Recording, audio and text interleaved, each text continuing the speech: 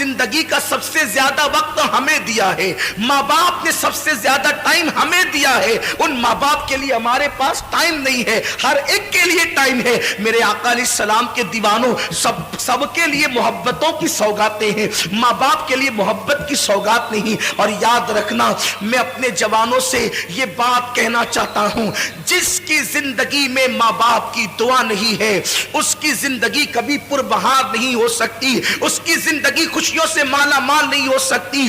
آج انسان سب کی دعا لینا چاہتا ہے، ماں باپ کی دعا نہیں لینا چاہتا، مگر یاد رکھیں آپ کے لیے کوئی بھی بڑے سے بڑا پیر، بڑے سے بڑا عالم، بڑے سے بڑا مفتی، بڑے سے بڑا خطیب، بڑے سے بڑا ادیب اگر آپ کے لیے دعا کر دے، اللہ چاہے تو دعا قبول کرے، اللہ چاہے تو رد کر دے۔ وہ قادر و قیوم بے نیاز ہے، وہ چاہے جس کی دعا رد کر سکتا ہے، اس کے لیے اس کو کوئی پوچھ نہیں سکتا، اس پہ کوئی فرض واجب نہیں ہے۔ وہ کرم، وہ قبول کرے تو کرم ہے، رد کر دے تو اس کا عدل ہے۔ اللہ چاہے جس کی دعا رد کر دے، لیکن سنو سب کی دعا رد ہو سکتی ہے، کسی کی دعا کی قبولیت کی گارنٹی نہیں ہے سوائے ایک دعا کے۔ میرے کریم آقا فرماتے ہیں کہ جب ماں باپ اپنی اولاد کے لیے دعا کرتے ہیں تو اللہ ان کی دعا رد نہیں کرتا بلکہ قبول کر لیتا ہے۔ حضور فرماتے ہیں دعا والدہ لولدہ کا دعائی لکم، تمہارے باپ کی دعا تمہارے حق میں ایسی ہے جیسے نبی کی دعا امتی کے لیے ہوا کرتی ہے۔ جب کوئی ماں اپنی اولاد کے لیے دعا کرتی ہے تو اللہ کا عرش جنبش کرنے لگتا ہے۔ اللہ فرماتا ہے اے عرش رک جا، عرش کہتا ہے کیسے رکوں؟ آج ایک ماں اپنی اولاد کے لیے دعا کر رہی ہے، جب تک تو اس کی دعا قبول نہ کرے گا میں ہلنا بند نہیں کروں گا۔ قدرت کی طرف سے جواب آتا ہے تو نے ہلنا بعد میں شروع کیا، ہم نے تو اس سے پہلے اس کی دعا کو قبول فرما لیا۔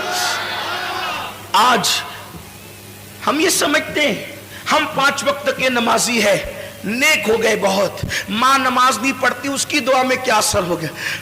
ماں اگر نماز نہیں پڑھتی تو بھی اس کی دعا کی قبولیت ہے، کیونکہ ماں کا مرتبہ نمازی ہونے کی وجہ سے نہیں ہے، ماں کا مرتبہ نیک ہونے کی وجہ سے نہیں ہے، بلکہ ماں کا مرتبہ ماں ہونے کی وجہ سے ہے۔ ایک صحابیہ بارگاہ رسالت میں آ کے کہتی آقا میری ماں شراب پیتی ہے۔ صحابیہ کہہ رہی میری ماں شراب پیتی ہے، کیا میں اپنی ماں کی خدمت کروں؟ حضور فرماتے ہیں ہاں خدمت کر۔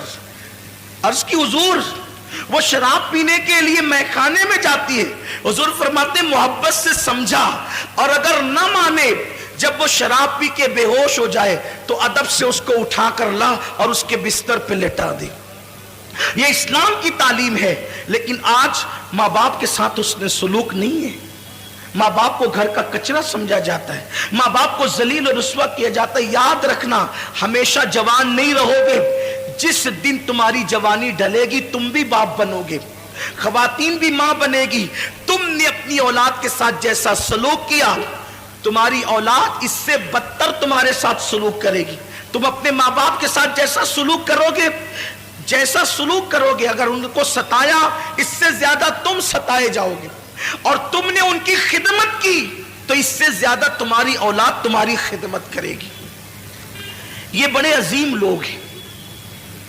ماں باپ کا جھری پڑا ہوا چہرہ دیکھنا وہ ثواب کا درجہ ہے کہ کسی خوبصورت کو دیکھنے پر بھی وہ ثواب نہیں ملتا جو ماں باپ کے جھری پڑے ہوئے چہرے کو دیکھ کے ثواب ملتا ہے۔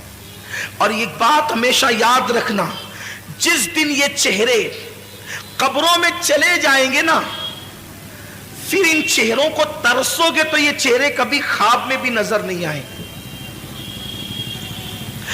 یہ چہرے ہر عبادت کی قضا ہے۔ میں اپنے اہل علم دوستوں سے توجہ چاہتا ہوں، غلطی کروں تو میری اصلاح کریں۔ ہر عبادت کی قضا ہے۔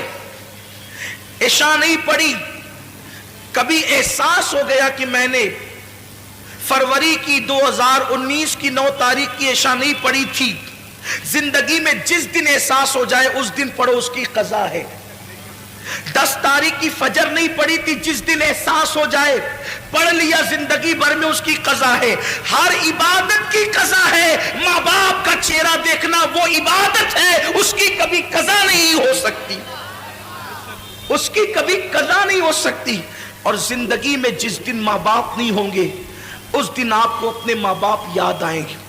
ارے میں کیا